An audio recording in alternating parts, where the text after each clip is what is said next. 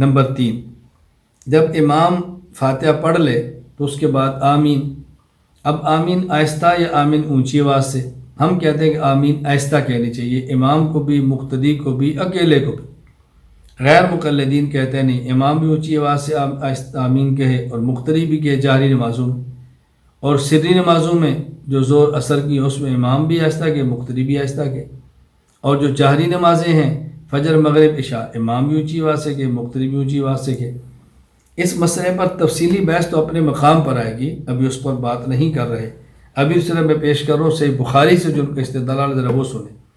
حضرت امام بخاری رحمہ اللہ نے باب قائم فرمایا، باب جہر الامام بالتامین، امام کو آمین اونچی آواز سے کہنا چاہیے۔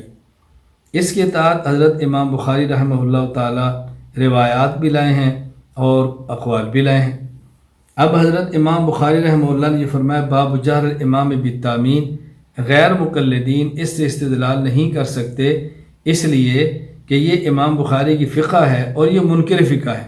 فقہ البخاری فی تراجمہ ہی، یہ ترجمۃ الباب ہے جو کہ امام بخاری کی فقہ اور مذہب ہے، اور یہ مذہب دشمن ہے، مذہب مخالف ہیں، تقلید کے مخالف ہیں، ان کو حق نہیں ہے کہ اس کو پیش کریں۔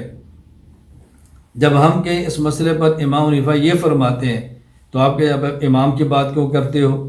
قرآن کی آمد کے دن کہتا ہے یوم ندعو کل اناس بامامہم، ہر شخص کو امام کے ساتھ لایا جائے گا۔ حالانکہ امام کا معنی یا وہ نہیں جو وہ بیان کرتے ہیں، یا امام سے مراد نامہ اعمال ہے۔ تو جو قرآن کہتا ہے امام کے ساتھ بلایا جائے گا، ہمارے امام حضرت محمد صلی اللہ علیہ وسلم، تمہارے امام ابو حنیفہ ہوں، تو اب تم امام کی بات کیوں کرتے ہو کہ امام بخاری نے فرمایا؟ تو فقہ البخاری فی تراجم کے تحت یہ بخاری کی فقہ ہے، اور منکر فقہ کو اس سے استدلال کرنے کا کوئی حق حاصل نہیں۔ نمبر 2، وقال عطا آمین دعاء، حضرت امام عطا ابن ابی رباح رحمہ اللہ تعالی وفات 114 ہجری، وہ فرماتے ہیں آمین دعا ہے۔ اور یہ جو قول ہے یہ امام عطا کا ہے جو تابعی ہیں، غیر مقلدین کا تو صحابہ حجت نہیں، تو آپ نے تابعی کو کیسے پیش کر دیا؟ اگر امام بخاری کی بات مانی ہے تو امام بخاری تو تابعی کے بات کو مانتا ہے، تو آپ بھی تابعی کی بات کو مان لیں۔ امام حنیفہ رحمہ اللہ تابعی ہیں تو آپ تابعی کی بات قبول کر لیں، کیا مسئلہ ہے آپ کو؟ تو یہ تو اللہ کے رسول نہیں ہے عطا، صحابی بھی نہیں، تابعی ہیں، تو تابعی کا قول منکر اقوال تابعین اور منکر اقوال ائمہ کیسے پیش کر سکتا ہے؟ آگے چلیے، اور پھر امام عطا جو آمین کو دعا فرماتے ہیں، اس پر اگر غور کر لیا جائے تو سب سے بہترین بات وہ امام فخر الدین ابو عبداللہ محمد بن عمر بن حسین الرازی وفات 606 ہجری، باوجود امام شافعی رحمہ اللہ کے مقلد ہونے کے، وہ فرماتے ہیں کہ اس مسئلے پر ہم امام حنیفہ کے مسلک پر عمل کرتے ہیں کہ آمین کو آہستہ کہتے ہیں، انہی کے مذہب کو لیتے ہیں۔ وجہ وہ کہتے ہیں وجہ یہ ہے، امام حنیفہ رحمہ اللہ فرماتے ہیں آمین آہستہ افضل ہے، امام شافعی فرماتا ہے کہ اعلانیہ افضل ہے۔ امام حنیفہ نے جو دلیل پکڑی ہے وہ قرآن کریم کی آیت سے، اس کو بڑا سمجھنے کی بات ہے، وہ یہ کہ یہ جو قرآن کریم یہ جو ہے آمین، یہ آمین کیا ہے؟ آمین دعا ہے یا آمین اللہ کا نام ہے؟ اگر آمین دعا ہے تو قرآن کہتا ہے ادعوا ربکم تضرعا وخفیہ، دعا مانگو گڑ گڑا کر اور آہستہ۔ اور اگر آمین اللہ کے ناموں میں سے کوئی نام ہے تو قرآن کہتا ہے وَاذْكُرْ رَبَّكَ فِي نَفْسِكَ تَضَرُّعًا وَخِيفَةً، اللہ کا نام لو گڑ گڑا کر اور آہستہ۔ تو حضرت امام راضی فرماتے ہیں فَإِن لَمْ يَثْبُتِ الْوُجُوبُ فَلَا أَقَلَّ مِنَ النَّدْبِيَّةِ وَنَحْنُ نَقُولُ بِهَذَا الْقَوْلِ، فرماتے ہیں اس کا درجہ یہ ہے کہ آمین آہستہ پڑھنی واجب ہونی چاہیے، اگر واجب نہیں تو کم از کم مستحب تو ضرور ہونی چاہیے، اور ہم اسی پر عمل کرتے ہیں کہ آمین کو آہستہ کہتے ہیں۔ تو حضرت عطا جو فرماتے ہیں آمین دعا ہے، تو اس سے جہر ثابت نہیں ہوتا، اس سے اخفاء اور سر ہی ثابت ہوتا ہے۔ پھر وہ کہتے ہیں امام بخاری رحمہ اللہ تعالی، حضرت عبداللہ بن زبیر وفات 73 ہجری، حضرت ابو ہریرہ رضی اللہ تعالیٰ وفات 57 یا 58 یا 59 ہجری، حضرت ابن عمر رضی اللہ عنہ وفات 73 ہجری، کہ انہیں آثار بیان فرمائے ہیں تعلیقاً، بغیر سند کے آثار بیان فرمائے ہیں۔ مثلا فرماتے ہیں امن ابن الزبیر ومن وراءہ حتی ان للمسجد للجتا، حضرت عبداللہ بن زبیر رضی اللہ تعالیٰ نے آمین فرمائی، جو ان کے پیچھے تھے ان نے آمین کہی، حتیٰ کہ مسجد میں گونج اٹھی، مسجد میں گونج پیدا ہوگی، تو معلوم ہوتا ہے کہ آمین جہرن ہے۔ بھائی پہلی بات یہ ہے، حضرت عبداللہ بن زبیر کو آپ نے پیش کیا، پھر اس کے بعد ابو ہریرہ کو آپ نے پیش کیا کہ کان ابو ہریرہ ینادی الامام لا تفوتنی بآمین، حضرت ابو ہریرہ امام سے فرماتے کہ دیکھو میری آمین فوت نہیں ہونی چاہیے، میرا انتظار کرو۔ حضرت نافع فرماتے کان ابن عمر لا یدعہ ویحضہم وسمعت منہ فی ذلک خیر، حضرت عبداللہ بن عمر آمین چھوڑا نہیں کرتے تھے، اس کے پڑھنے کی ترغیب دیا کرتے تھے۔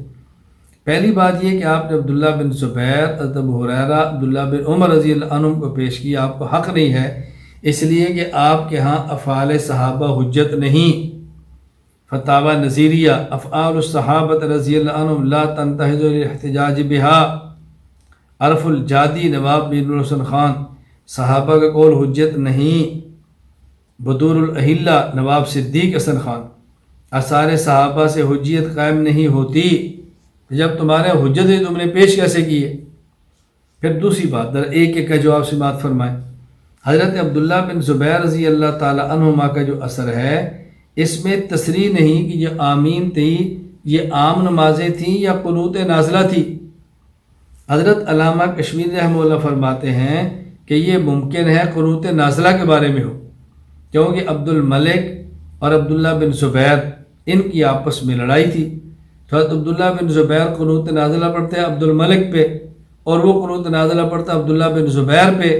تو حضرت کشمیری رحمہ اللہ فرماتے ہیں وفی مثل هذه الایام تجری المبالغات، اور ایسے موقع پر عموماً مبالغہ ہو جاتا ہے، یعنی چونکہ مخالفت تھی، لڑائی تھی، تو ممکن ہے وہ بھی زور کے ساتھ آمین پڑھتے ہوں اور یہ بھی زور کے ساتھ آمین کہتے ہوں، اور یوں قنوت نازلہ جنا وہ کے اندر آمین اونچی آواز سے کہی جاتی ہو۔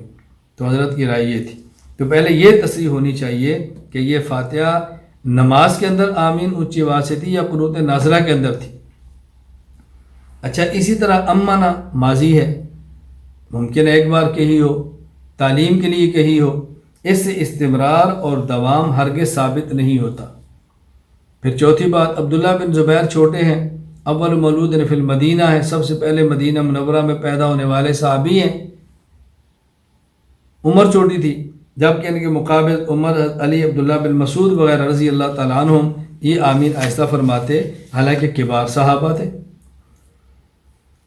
حضرت ابو ہریرہ رضی اللہ تعالیٰ عنہ وہ مؤذن تھے بحرین میں، تو وہ امام کو یہ بات فرماتے، دیکھو میں اذان دے کر آتا ہوں تو میری انتظار کرو، نماز جلدی شروع نہ کرو، ایسا نہ ہو کہ تم والضالین پڑھ لو، آمین کہہ دو، میری آمین رہ جائے۔ اس سے جہر ثابت نہیں ہو رہا، اس کا جہر سے کیا تعلق ہے؟ امام کو یہ کہنا کہ مجھے آمین کے اندر شامل ہونا ہے، یہ میری آمین فوت نہ ہو، اس سے جہر ثابت نہیں ہوتا۔ وہ جہرن پڑھتے تھے، یہ کیسے ثابت ہوا؟ جب ایک بات طے شدہ ہے کہ امام نے والضالین کہہ رہا ہے تو مقتدی نے آمین کہنا ہے، تو امام نے والضالین کہہ دیا، آمین ہو گئی، آدمی بعد میں پہنچے تو آمین تو نہیں کہہ سکتا، آمین تو تبھی کہے گا جب کہ امام کے والضالین سے پہلے پہنچے گا، جس سے بھی جہر ثابت نہیں ہوتی۔ حضرت عبداللہ بن عمر رضی اللہ تعالیٰ عنہما، ان سے بھی جہر ثابت نہیں ہو رہی، اس سے جہر کا کوئی ذکر ہی نہیں، جہر کا کوئی تذکرہ ہی نہیں۔ بھئی آمین پڑھتے تھے، آمین کو ترک نہیں فرماتے اور ترغیب دیا کرتے کہ آمین کہا کرو، اس سے جہر کیسے ثابت ہوئی؟ جہر ثابت نہیں ہوتی، یہ اچھی طرح بات ذہن نشین فرما لیں۔ اور پھر انہوں نے جو بیان کیا حضرت رسول اکرم صلی اللہ علیہ وسلم سے، حدیث مبارک یہاں پر لائی گئی ہے کہ حضرت ابو ہریرہ فرماتے ہیں نبی کریم صلی اللہ علیہ وسلم نے ارشاد فرمایا کہ جب امام والضالین کہے تو تم آمین کہو، جب امام آمین کہے تم آمین کہو، فَإِنَّهُ مَنْ وَافَقَ تَأْمِينُهُ تَأْمِينَ الْمَلَائِكَةِ غُفِرَ لَهُ مَا تَقَدَّمَ مِنْ ذَنْبِهِ، جب تمہاری آمین ملائکہ کے موافق ہو گئی تو گناہ معاف ہو جائیں گے، یعنی جس شخص کی آمین ملائکہ کے موافق ہوگی اس کے گناہ معاف ہو جائیں گے۔ اب دیکھو یہ جو فرمایا جب امام آمین کہے، تو اس کا معنی یہ نہیں ہے کہ امام جہرن آمین کہے، وللظالین کے بعد امام نے آمین کہنی ہے، موقع متعین ہے، اس کے لیے جہر کی ضرورت ہی نہیں ہے، یعنی جس موقع پر امام آمین کہتا ہے اس موقع پر آمین تم بھی کہو، تو جہر ثابت نہیں ہو رہا۔ اور جس کی آمین ملائکہ کی آمین کی موافق ہوگی، اگر تو ملائکہ جہرن کہتے ہیں تو موافقت جہر میں ہوگی، اور اگر ملائکہ سرن کہتے ہیں تو موافقت سر کے اندر ہوگی۔ تو ملائکہ تو جہر نہیں فرماتے نا، ملائکہ تو آمین آہستہ کہتے ہیں، تو اس لیے اس سے یہ ثابت ہوا کہ آمین آہستہ کہنی چاہیے تاکہ ہماری آمین ملائکہ کی آمین کے موافق ہو جائے۔ یہ میں نے خیر خلاصہ خدمت میں عرض کیا ہے غیر مقلدین کی استدلالات کا۔ ان مسائل پہ تفصیلی بحث اپنے موقع پر کریں گے انشاءاللہ العزیز، وہاں اپنے دلائل تفصیل سے پیش کریں گے، ان کے دیگر دلائل کا جواب بھی دیں گے۔ فی الوقت یہ بتانا مقصود ہے کہ ان مسائل میں غیر مقلدین جو صحیح بخاری پیش کرتے ہیں اس سے غیر مقلدین کی دلیل نہیں، استدلال ثابت نہیں ہوتا، ان کا موقف ثابت نہیں ہوتا۔ اللہ تعالی ہمیں اپنے مسلک اور مذہب پر پختگی کے ساتھ عمل کرنے کی توفیق عطا فرمائے۔ وآخر دعوانا ان الحمد للہ رب العالمین۔